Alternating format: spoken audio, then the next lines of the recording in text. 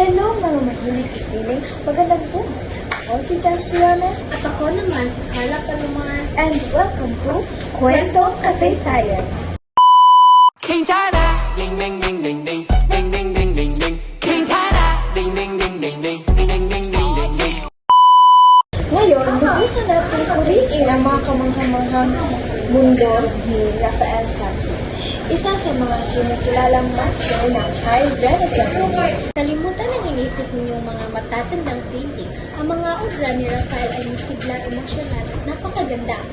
Oh, nakikita niyo ba yan mga kasining? Sisimulan natin ang kanyang obra maestra. Yan ang The School of Athens, isang fresko na puno ng talino at enerhiya. Ang dami ng mahahalagang tao sa eksena. Plato, Aristotle, Pythagoras. Parang isang listahan ng importanteng tao noong Renaissance. Maaari kaming gumugol ng oras sa pagsusuri lang sa isang painting na ito. Pag-usapan natin ang mismong tao, si Rafael Santi, ipinanganak sa Urbino noong 1483, ay isang henyo, napakahusay na sa perspektiba, anatomiya, at komposisyon sa murang edad. At ang kanyang talento ay agad na napukaw ng pansin ng mga importanteng tao.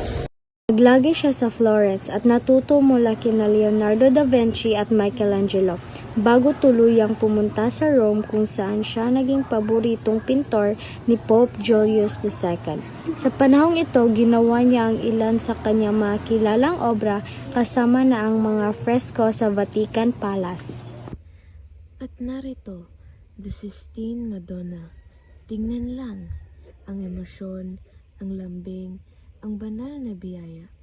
Talagang nakakamangha. Ang painting na ito ay higit sa isang magandang larawan. Ito ay isang malakas na ekspresyon ng pananampalataya at debosyon. Huwag nating kalimutan ang The Transfiguration na nagpapakita ng husay ni Rafael sa parehong dramatiko at payapang eksena.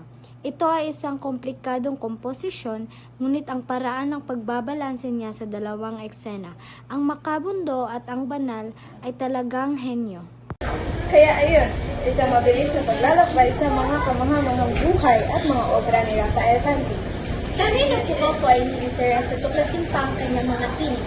I-comment ninyo kung alin sa kanyang mga painting ang paborito ninyo at huwag kalimutang mag-subscribe sa aming channel para sa iba't iba pang kwentong tungkol sa kasaysayan.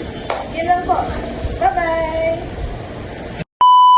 Mga sayo sa Rafael Santi.